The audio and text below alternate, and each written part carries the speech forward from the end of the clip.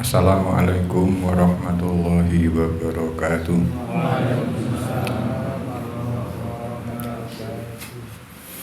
Alhamdulillahirabbil alamin wa bihi nasta'inu ala umuri dunya waddin. Asyhadu an la ilaha illallah wahdahu la syarikalah wa asyhadu anna Muhammadan abduhu wa rasuluhu la nabiyya ba'dah.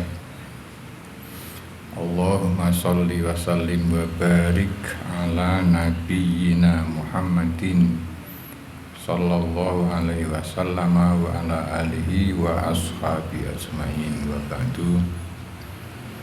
Bapak Ibu jamaah taklim rahimakumullah. Alhamdulillah wa syukru lillah. Assalatu wassalamu ala rasulillah. Dalu menika kita saged nglajengaken anggen kita sinau malih. Ini kita bahas tentang memerangi orang sehingga dia bersyahadat, sholat, dan zakat.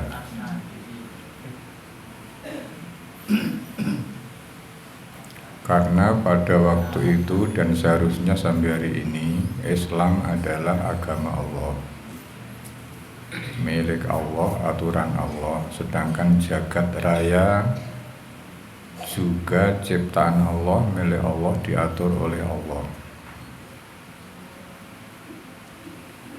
Maka sudah menjadi sesuatu yang sangat-sangat wajar sekali ketika sang pencipta segala-galanya, sang penguasa segala-galanya, ketika mengatur ciptaannya, maka berhak untuk memaksakan aturannya kepada makhluk yang diciptakannya. Karena aturan Allah itu pasti mengandung kebaikan, menghasilkan kebaikan bagi yang diatur, bagi makhluk itu sendiri.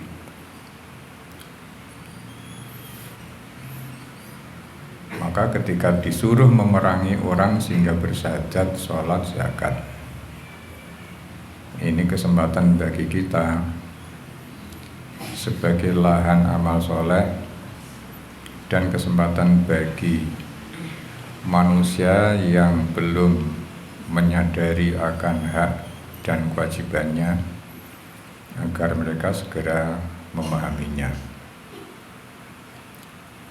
Maka di sana ada kewajiban zakat.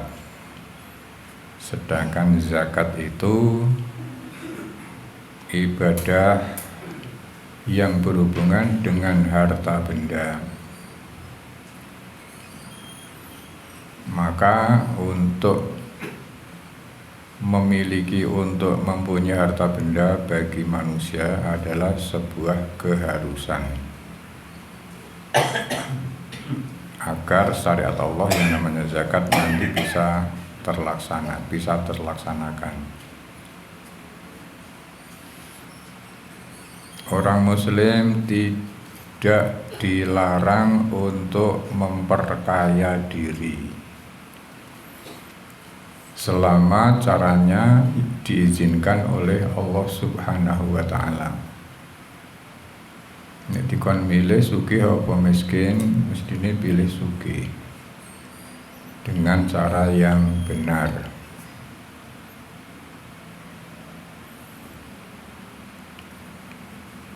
Kalau tidak ada cara yang benar untuk menjadi kaya, ya golek cara yang benar. Kalau caranya itu harus dengan cara yang haram agar menjadi kaya, harus milih dengan cara yang benar. Karena tidak mungkin Allah akan menghukum orang yang berusaha dengan halal kemudian tidak dikabulkan usahanya. Tidak mungkin wong sing nganggo cara haram wae dituruti kemauannya, mosok nganggo sing cara halal malah tidak dituruti. Maka ada hadis igtanim khamsan qabla khamsin. Satu diantaranya ginaka qabla fakrika. Ketika Anda kaya sebelum jatuh miskin.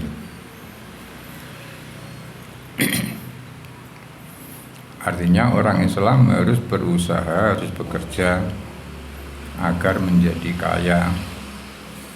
Zakat bisa terlaksana, haji bisa terlaksana, masjid terbangun, madrasah terbangun, santunan bisa berjalan. Maka di dalam perspektif ilmu tauhid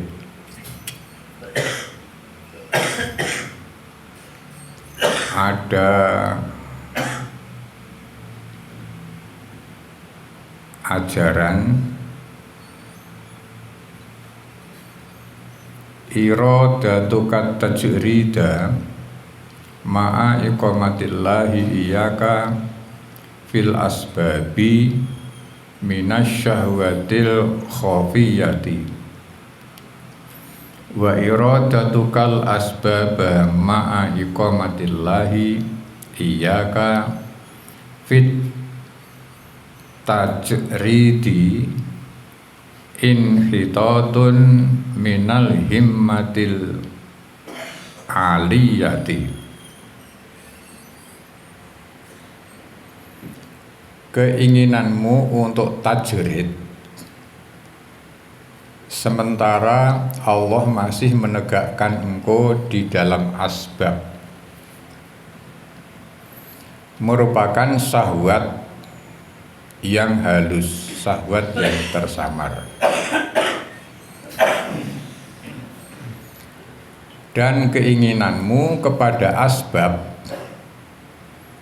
pada saat Allah sudah menegakkan engkau dalam tajrid merupakan sesuatu kejatuhan dari himmah yang tinggi.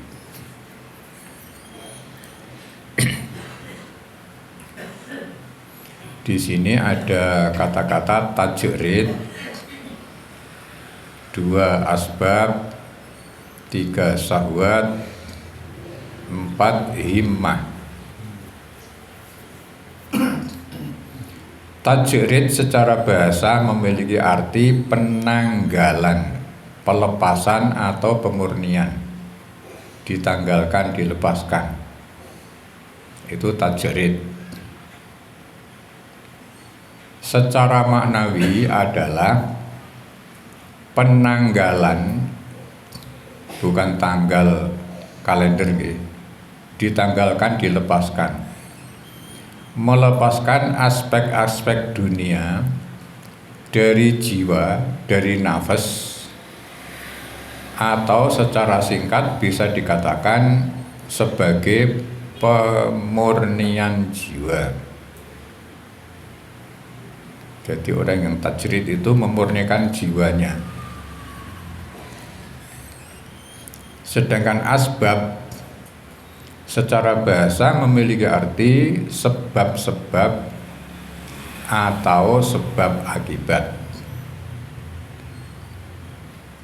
Secara maknawi adalah status jiwa yang sedang Allah tempatkan dalam dunia sebab akibat. Semisal Iskandar Zulkarnain yang Allah tetapkan sebagai raja di dunia, mengurusi dunia sebab akibat. Kemudian istilah yang ketiga, syahwat. Secara bahasa, syahwat memiliki arti tatapan yang kuat atau keinginan yang kuat. Secara maknawi merupakan keinginan kepada bentuk-bentuk material duniawi seperti harta, kekayaan, makanan, dan lawan jenis, berbeda dari syahwat. Hawa nafsu disingkat nafsu adalah keinginan kepada bentuk-bentuk non-material seperti ego, kesombongan, dan harga diri. Syahwat itu keinginan yang bersifat materi, makan, minum, kaya raya, dan seterusnya. Kalau nafsu, keinginan yang hubungannya dengan non-materi, egois, sombong, kemudian cinta, kedudukan, dan sebagainya. Istilah yang keempat, himmah. Himmah merupakan lawan dari kata syahwat yang juga memiliki arti keinginan. Namun bila syahwat merupakan keinginan yang rendah, maka himmah adalah keinginan yang tinggi, yaitu keinginan menuju Allah. Sama-sama ingin. Kalau himmah itu kepada yang ingin kepada yang baik, yang mulia, yang terhormat.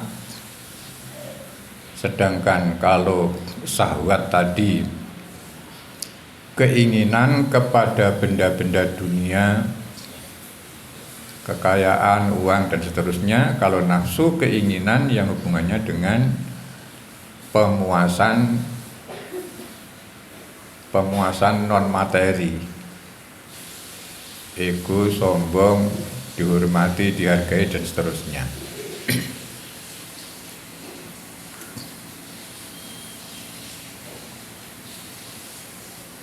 Kita kembali ke atas. Keinginanmu untuk tajrid itu melepaskan dunia, sementara Allah masih menegakkan engkau dalam dunia asbab. Asbab itu sebab akibat. Jadi manusia itu ketika masih kuat, dia harus bekerja, kerja keras. Sababaka qabla haramika, waktu mudamu sebelum tua, tinggu usaha sing kuat. Hayataka qabla mautika, ketika kamu hidup sebelum mati, digunakan hidupnya, dan seterusnya. Lah ketika orang itu posisinya masih posisi asbab, posisinya kudu usaha keras untuk bekerja, mengumpulkan harta benda untuk memenuhi kebutuhan-kebutuhannya ketika dia masih muda. Tetapi orang ini dia sudah menempati posisi tajrid. Dia tidak atau belum atau tidak mau bekerja keras. Dia menempati tajrid. Tajrid itu orang yang sudah tua, wis rampung le usaha, katakanlah umurnya sudah kepala 6 ke atas, wis pensiun. Dia kerja kerasnya sudah sejak pemuda sampai usia pensiun. Ini angka yang bisa kita sajikan dengan angka. Nah, ketika orang sudah senja usia pensiun, maka dia menempati makom atau kedudukan tajrid tadi. Jadi dia sudah tidak waktunya lagi untuk kerja keras dalam arti ngoyo, ngoyo le golek bondo. Bisa ditangkap nggih? Orang jawab bisa. Mudeng ora? Jadi orang itu nek isih nom kudune kerja keras. Golek bondo.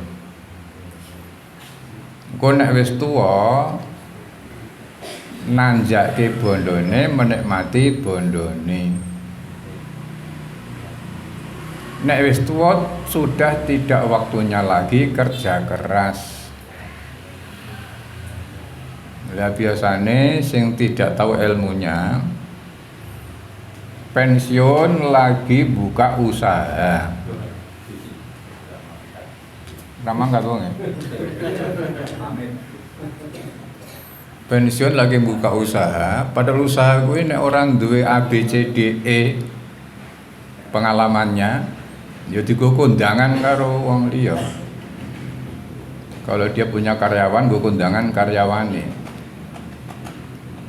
Itu makom tajrid bagi orang yang sudah tidak waktunya untuk menjalankan sebab akibat kerja keras tadi itu. Nah di dalam makalah ini, ketika orang itu makomnya makom asbab, kudune deknen kuwi nyambut gawe sing mempeng, wong isih rusa, langkae dawa jarene. Neng dhewene wis menduduki, menempati posisi tajrid. Nek wis tajrid kuwi konsentrasi sak waktu-waktu Israel datang, maka dia lebih konsentrasi kepada ibadah-ibadah mahdhah. Nek salat wajib, wong jenenge wajib is tanpa cinatur mesti wi. Tetapi juga ditambah dengan minimal rawatibnya. Minimal sedina suwengi kuwi le salat 40 rakaat. Kuwi nek wis tajrid. 17 salat wajib. 40 disebut saya piro?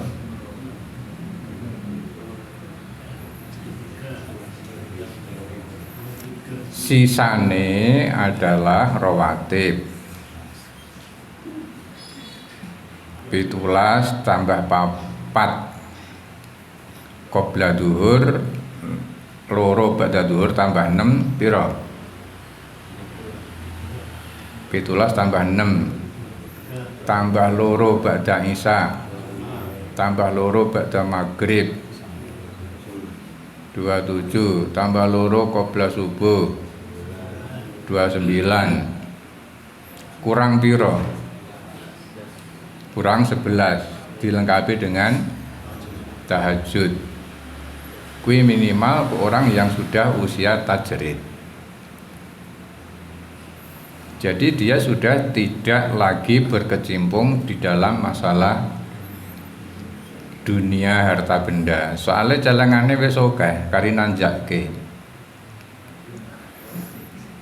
Nane kelompok ini kalau kok masih kepengin ngembangke usaha, itu adalah sebuah syahwat, keinginan yang rendah.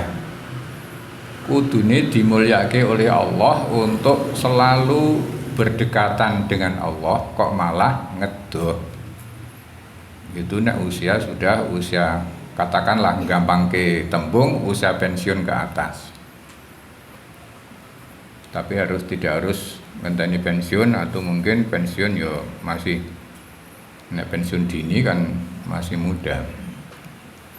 Sementara kalau masih segar bugar, masih kuat, dia tidak melakukan sebab akibat usaha, neng dia melakukan kegiatan si pensiun ke atas tadi. Jangan yang masjid ora mulih-mulih. Soalnya nek mulih engko dikapake. Empuk.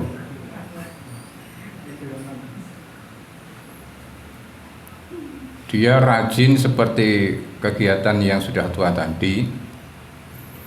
Kemudian karena rajinnya, posone, sholatnya, iktikafnya, wiridnya, baca Qur'annya,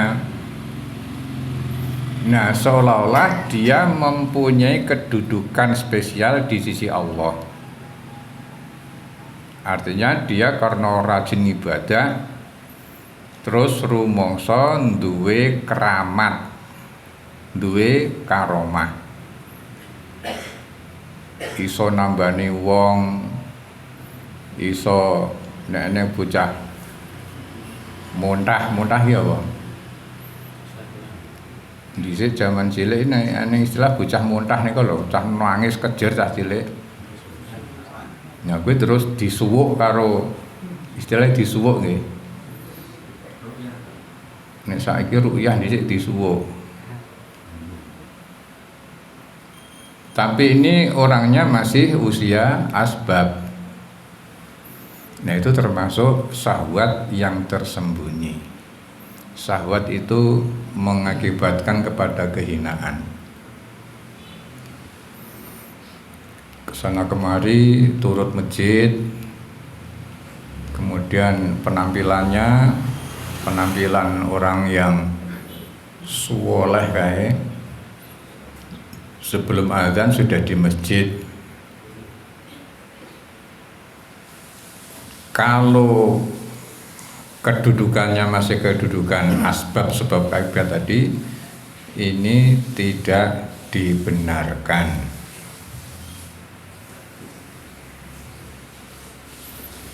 Nah sementara sing usia pensiun, dia itu akan diangkat oleh Allah, himmah tadi kedudukannya. Nang isih karo bondo isih apa? Isih kumandil kandil. Ini juga tercela. Sama-sama tercela, sama-sama tidak dibenarkan. Ada kalanya Allah menempatkan seseorang dalam dunia asbab. Tadi cahnom tadi. Dalam kurun tertentu, misalnya untuk mencari nafkah, mengurus keluarga, atau memimpin negara. Bila seseorang sedang Allah tempatkan dalam kondisi ini, asbab namanya itu, namun dia berkeinginan untuk tajrid, misalkan dengan beruzlah. Uzlah itu semacam hijrah. Nah hijrah itu dari yang kafir kepada Islam, yang maksiat kepada taat. Kalau uzlah itu dari sama-sama baik, meninggalkan barang-barang yang halal untuk mencari pangkat tadi, ben duwe keramat, ben duwe karomah. Maka itu dikatakan sebagai syahwat yang samar. Sebaliknya, saat Allah menempatkan seseorang dalam tajrid, sing wis pensiunan munggah tadi, namun dia justru menginginkan asbab, isih nek ero bondo isih ngoten kok. Ana wong adol lemah ngono kono bingung. Apa to iki? Jangan membuat saya curiga ya. Mangkat ini. Lha kowe sing ora keneng kok ndak aku mesti melu mikir kok. Jane nek apa nek kepo iki malah rekoso to. Kuwi jane sapa? Ya rekoso to dadak kene dadak ngurus. Nek ora ngerti ra wis kari turu ngler ya rampung. Maka itu merupakan sebuah kejatuhan dari keinginan yang tinggi. Kudune wis dadi sesepuh. Nek ana wong ewo gur di dadeke pepunden kae kok ngisor talang. Lah kok isih kepengin nyinom. Iya enak. Isih kepengin melu ribet kae.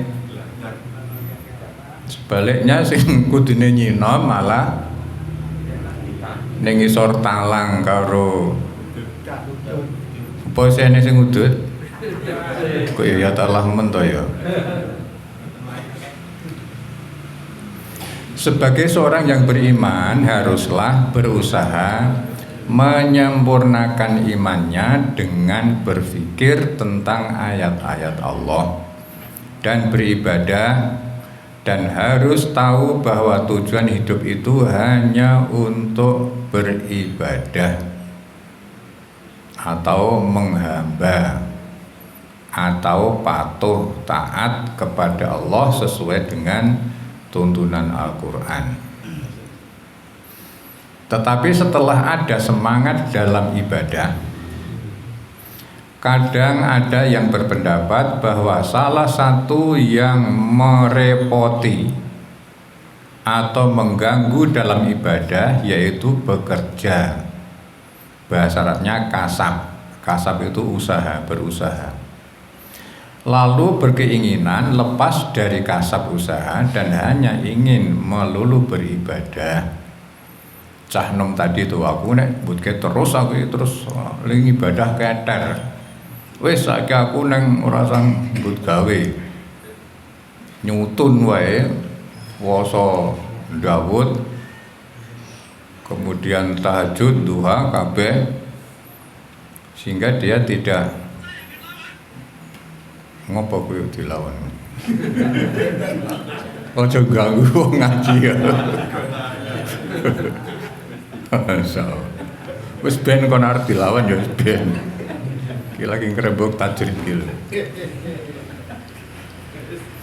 Merasa nek nyambut gawe iki terganggu le konsentrasi le salat, maka dia meninggalkan aktivitas duniawi bekerja terus nyutun gur melulu mempeng le kegiatan sing bernuansa ibadah.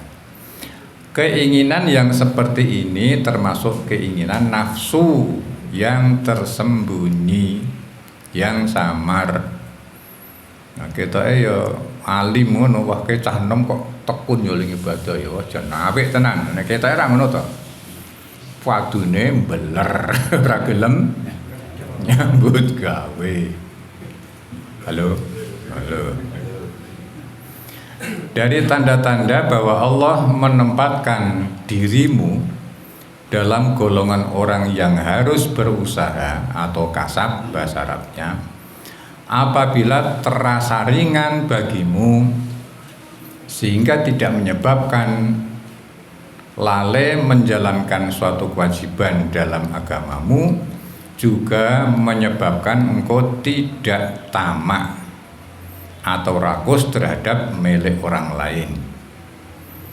Dan tanda bahwa Allah mendukung dirimu dalam golongan hamba yang tidak berusaha, tajrid, umur swidak ke atas, apabila Tuhan memudahkan bagimu kebutuhan hidup dari jalan yang tidak tersangka, kemudian jiwamu tetap tenang ketika terjadi kekurangan, karena tetap ingin dan bersandar kepada Tuhan dan tidak berubah dalam menunaikan kewajiban-kewajiban.